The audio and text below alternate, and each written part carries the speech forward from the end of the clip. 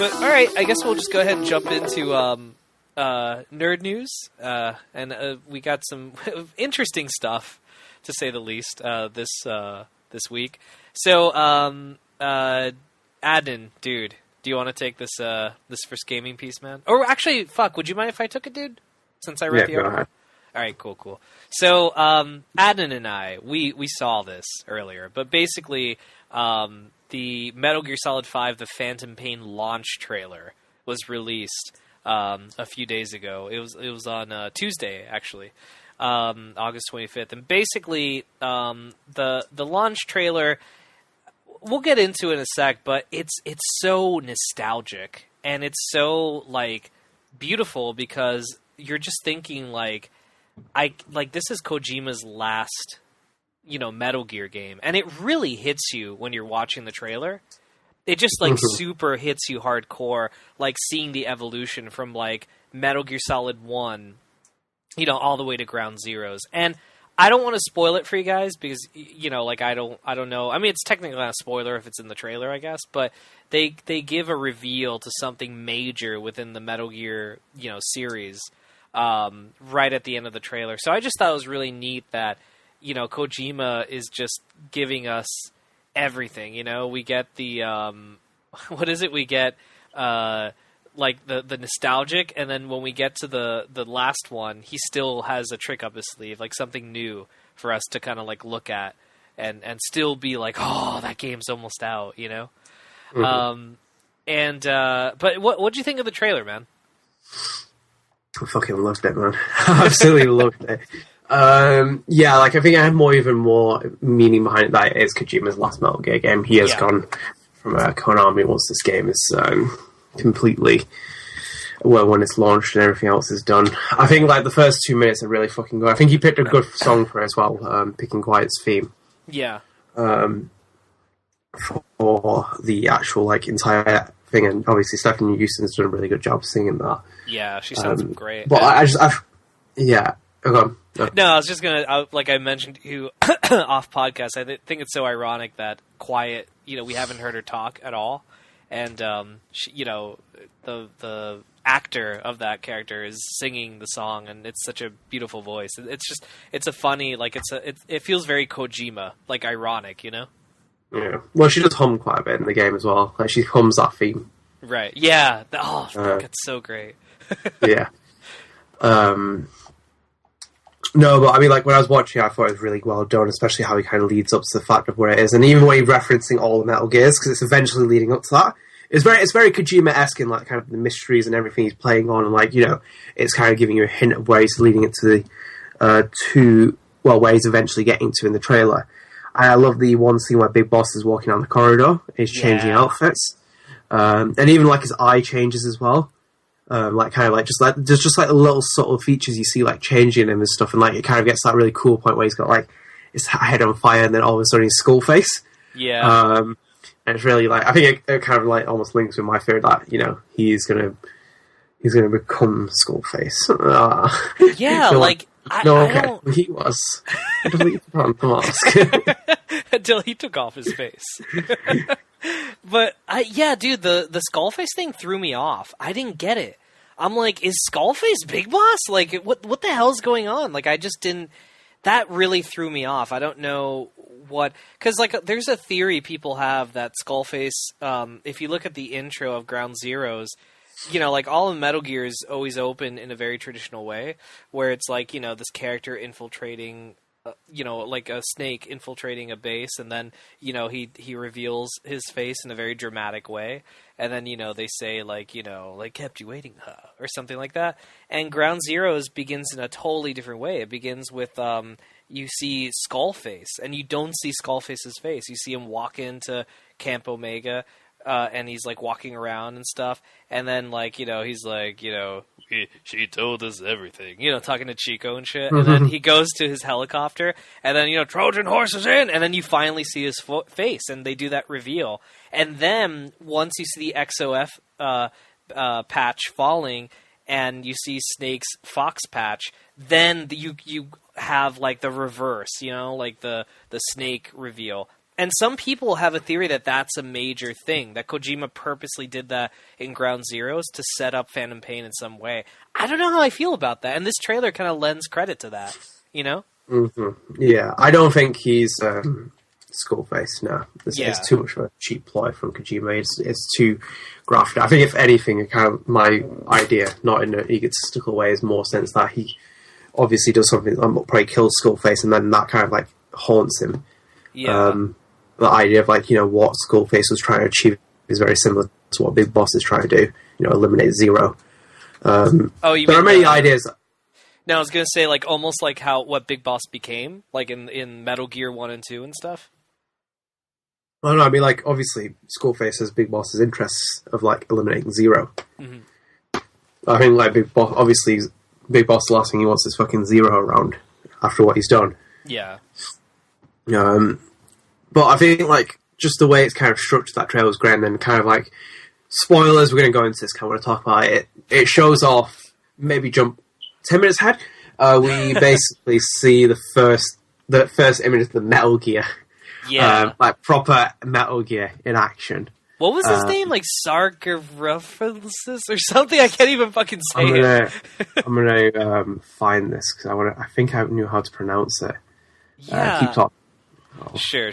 But yeah, like, the Metal Gear comes out, and to give you guys an idea, it looks like they got Jehuti from Zone of Enders and stuck Rex's head on top of him.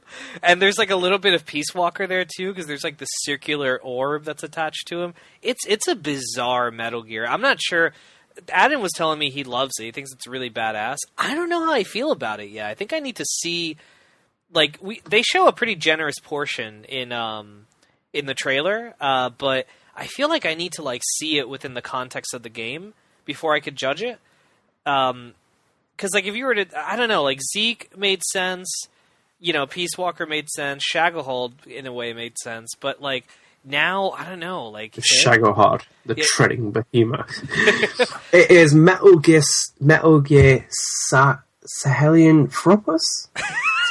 Helen Froppers? I've just butchered that banging like that. But you see what I mean? How the fuck do you say that dude's name, or not dude, but that machine's name? Like, Salient Froppus. It's obviously a dinosaur, isn't it?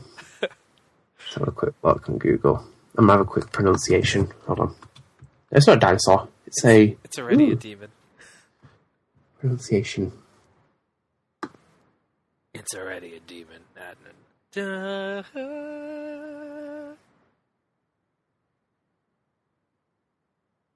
It's weird, though. Whatever. I don't know. But yeah, you guys should definitely check out the trailer. That is a really weird pronunciation. What? Oh, you found it? Sahelian Fropus or something? Sahelian Fropus. Alright, we'll call it that. Fuck it. That actually sounds pretty cool. And it's got a cock laser, too. Did you notice that? Yeah. It's got a penis beam. Just like cock laser. Yeah. That we quote the fucking podcast here. Oh, did you notice, by the way, that Psycho Mantis kid, or whoever the fuck he is next to it? It's floating in the air, isn't he? Yeah. So some people are theorizing that he's, like, controlling him, or he's, like, helping him, and maybe that's part of the boss battle. I don't know. That's a theory. I mean, I think Eli's in that cockpit. That would be awesome. Because obviously he's going to play that fight. Like, obviously, you know how Liquid gets into Rex and stuff. Right. Kind of just like even, you know, more of a throwback to kind of like fan service or anything else. But I think that'll probably be more of the story of, like, do you know how Eli has that kind of like ribbon on his shoulder, and so does the Mantis kid. Right. Maybe he's controlling him somehow. Shit, that's true. And he's using him to pilot Celia Frompus, or whatever it's fucking called. Would it be awesome? Would it be awesome if you had to fight him, like beat up a kid on top of that Metal Gear afterward? And it's like not even like a fair fight. Like clearly Big Boss is just beating the shit out of Eli with his metal arm. Push really like, boss, stop, boss. It's like he's a kid, he's down. Like, no, she survived. And you're just like, why did they hire Kiefer? Whatever. But sorry, dude, what were you gonna say? No, I love the evolution of that Metal Gear because it makes so much sense of what it's doing. like it kind of like stands up, and like even becomes even more of like a walking tank, by definition, because that's what Metal Gear eventually becomes, and the fact that it's like that's what they've always wanted to achieve, like the thing can stand up and like walk on terrains and stuff like that. Right. It's even more strange where it has that sword / whip thing. Yeah. Because it makes more context of the other trailers as well, like when Big Boss is driving and all those spikes come out through the floor. Shit, I forgot about... Is that when Skullface is with him in the car? No, this is where he's on his own. I think this is in the past trailer where he's driving away and basically like there's like a line of those rocks that come out. Okay. And it makes more sense of why obviously that links in that scene. Yeah. But yeah, it's cool for that kind of thing, how they did that. And then just like the entire, I just like the design of it. It kind of like, it is what we're kind of hitting that stride now where Metal Gear 1, obviously, like, it's going to be, that would be the idea of the Metal Gear that they have for Big Boss. But yeah, in all, I fucking loved it. I really did. Like, I thought it was such great trailer to set up the release of the Phantom Pain. Like, Kojima has just been fucking fabulous with his trailers anyway. Yeah. Like, I've always loved Kojima's trailers. They're so fucking good. Definitely. It was a bittersweet thing too, because that like even if they make another Metal Gear game like in the future, like this had such a sense of finality to it. And it's just because in the past Kojima has always said like, this is it. This is my last game. I remember it became like a joke. Like, he would always say that every game. Yeah. My last one. And everyone's like, dude, come on, man. It's not your last one. Like, you're going to come back. And so, like, this is just really solidifying that so much so. And it's like, wow, man, this is it. Like, come 5 days from now, when V will come too. We're gonna be like, wow, this is it, and it's to be honest, dude, I'm excited. I'm really excited to play this. I'm happy that I was able to like be alive during the time that all these games were out. I got to experience them all when they were released, and I just look forward to seeing what Kojima's gonna do next. I think he's definitely earned the okay to go off and do something else and play something else, or not play something else, create something else. And I hope that we could, be there to support him with whatever, game he makes next. I swear to God, though, if he makes, like, you play as hard, I don't know, like fucking Hard Giraffe. That's the name of your character. His name is Hard Giraffe. And you have to sneak into this enemy base called Inner Hell. And, if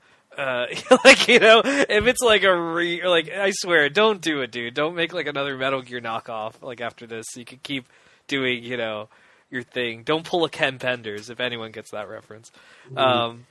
But like, I think he's earned it, most definitely. Yeah, oh, yeah. I think definitely. I do want him to still make a spiritual successor to PT, and I can't wait to see what he does outside Metal Gear. Yeah. Like, as much as I can't wait to finish this game, my interest is in the fact that,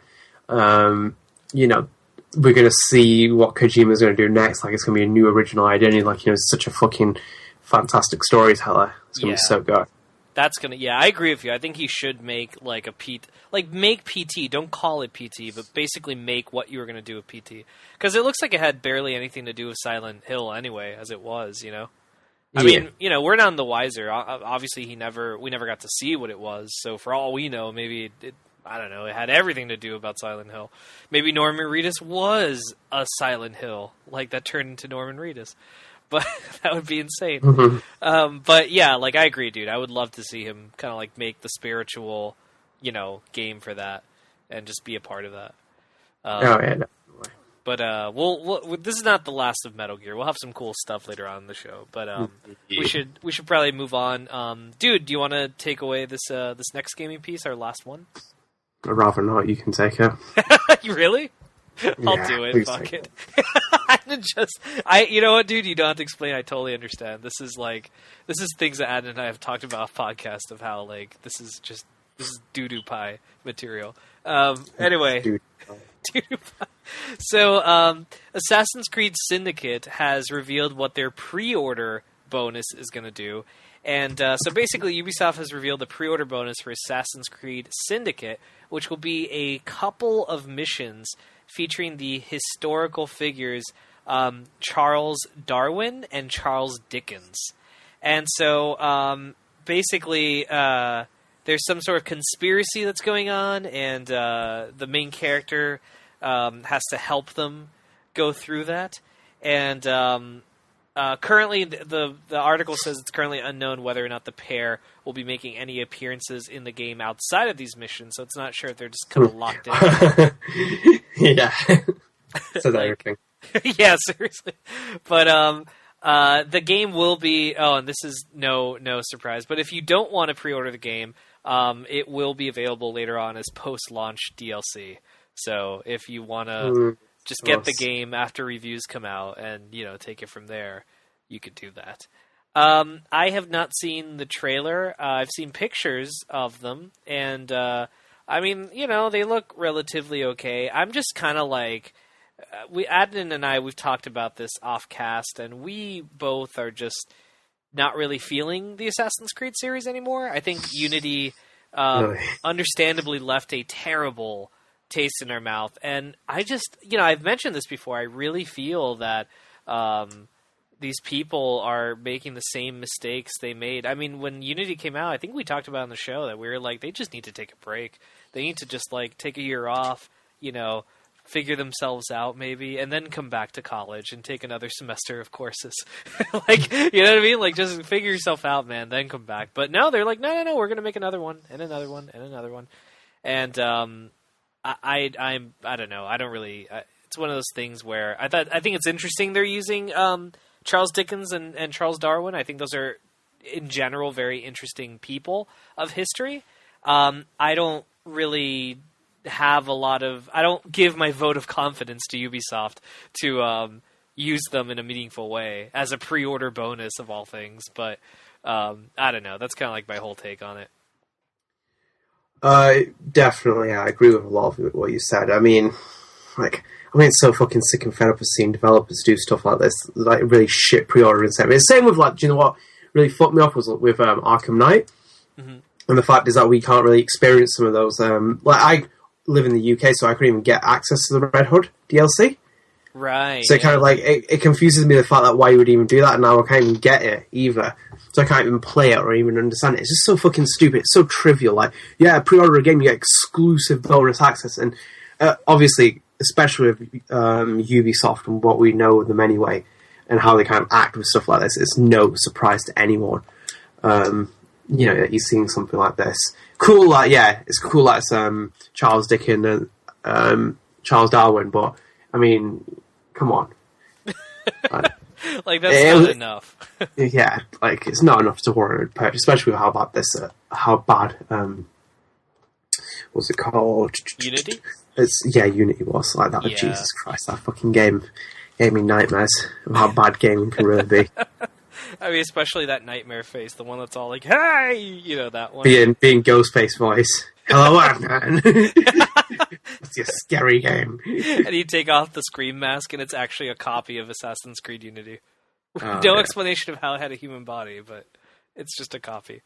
Mm-hmm. But yeah, I'm with you, dude. Cool. Look, for people who care, awesome. But, for people like us, it's not helping you sell the game any more than it did in the past. I really just, they're not going to do it, but I just, in a way, I want this game to sell bad so that they could just say, all right, we are going to take a break now, and we're going to just make an Assassin's Creed 5, and it'll be, the logical continuation of the story instead of just being this, filler crap that they keep releasing, because it's all this is just filler material, and it's not, projecting the story forward. Go back and watch... play Assassin's Creed, the 1 all the way to 4. And there's, meaningful... 4, not as much, but 3, up to 3, there's, a meaningful thing there. And then, with these last games, they've just been filler. They haven't really been propelling the series anywhere. It's in limbo. It's they don't know what they're doing post the 2012 storyline being resolved. And they're well, let's just, okay, it's a Abstergo person, and they're a volunteer. Oh, they get hacked. There you go. Bam, throw them in. And it's shit. It's crap. Y2K all over again. Dun, dun. There is no reason for that, series to exist in a from a critique kind of sense, more in the sense, obviously, in a consumer sense. They're not going to let it die because so many people are fucking buying it. But that story was dragged out and run through the mud and etc., etc., to the point where now I don't care about it. It just really aggravates me just seeing what they're doing with it. And it is, in essence, really bad because I think that they should have taken a year out, kind of taken the time, rethought things through, seeing what the mistakes are, because Unity was really bad. It wasn't just like it was, kind of like if someone who's listening to this first time might think like we're over-exaggerating. No, it was really, really fucking bad. Like, oh my god, I can't believe someone even shipped that as a game and say, hey, you know what? This is reasonable for someone to play. Yeah. And then they even gave us broken DLC on top of that just to make it even better. Yeah, like, here, we'll make it better. Here's some DLC. It's still broken, but, you guys are used to that, right? It's like, you bastard. That game really just pissed, it pissed me off, man. It was just, like, not, what we were... And remember, we were really hyped for it. When we first saw the game at E3, we're like, this is going to be great. And we were super happy about it, and it just seemed like such a cool thing. And, not really. Yeah, not really at all. Not really at all. But hey. But all right, cool. I guess we'll go ahead and jump in to our entertainment stuff. We got some entertainment news here. It's cool shit. Dude, do you want me to take this one as well? I'll take this one. Okay, cool. So, the Assassin's Creed movie begins production on Monday. 20th Century Fox and New Regency have revealed the first official look at Michael Fassbender in the upcoming Assassin's Creed movie. Fassbender plays Callum Lynch in the film, an original character, not from any of the game series that we just talked about, unfortunately. The film is officially described as follows. Though a revolutionary technology that unlocks his genetic memories, Callum Lynch, Michael Fassbender, experiences the adventures of his ancestor, Aguilar, in 15th century Spain. Callum discovers he is descended from a mysterious secret society, the Assassins, and amasses incredible knowledge and skills to take on the oppressive and powerful Templar organization in the present day.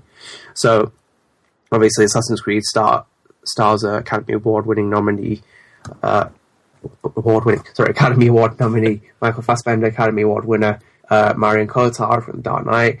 And obviously, the film is directed by Justin Kurzel, and it's scheduled to hit theaters worldwide on December 21st, 2016. I have to say, I'm actually very surprised that this is moving forward. Mm-hmm. I like the fact that there's a picture of Michael Fassbender in costume for the movie, like, is big as fuck, because we've been talking about this for years now, man, and this movie's been delayed like twice already, and I really just thought like they were going to cancel it and just like not do it or whatever, or maybe Fassbender would leave or a director would leave and it would just be stuck in development hell. Mm-hmm. Well, first of all, I have to say I don't know any of these.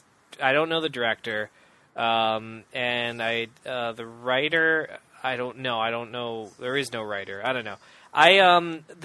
Fassbender and Marion Cotillard. I hope I didn't destroy her name. They're both really fantastic actors, and the idea of the story, I like how it's not tethered to a game, so it's not going to be a retelling. I almost feel like they're going to say this is part of the series, like the film is part of the chronology, which I'd be okay with that actually, if it's its own thing, like a side thing.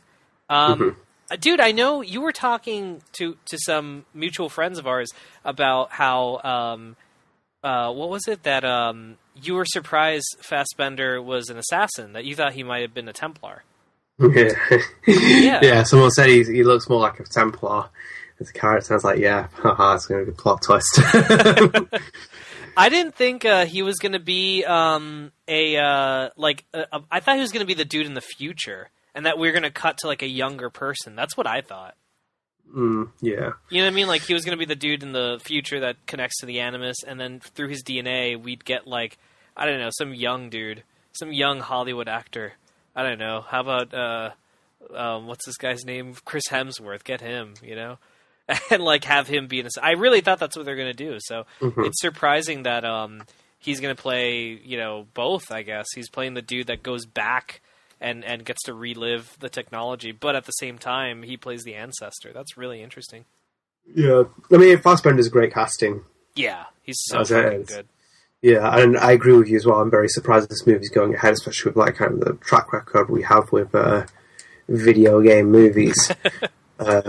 Synopsis sounds good as well. I like it. 15th century Spain, good idea, good place. I still honestly think this should be a TV series. I think Assassin's Creed would make a great TV series because I just think it's built for it. Yeah, like a Netflix series. That'd be so great. Yeah. It could easily be a Netflix original series. I think Ubisoft would probably invest quite decently into that as well to get it going off the ground. But yeah, it looks good. He looks good as well in his costume. Kind of nice attire as well. I love the robes that they normally do for assassins in the entire series, especially in the games. They have a really cool touch on the robes.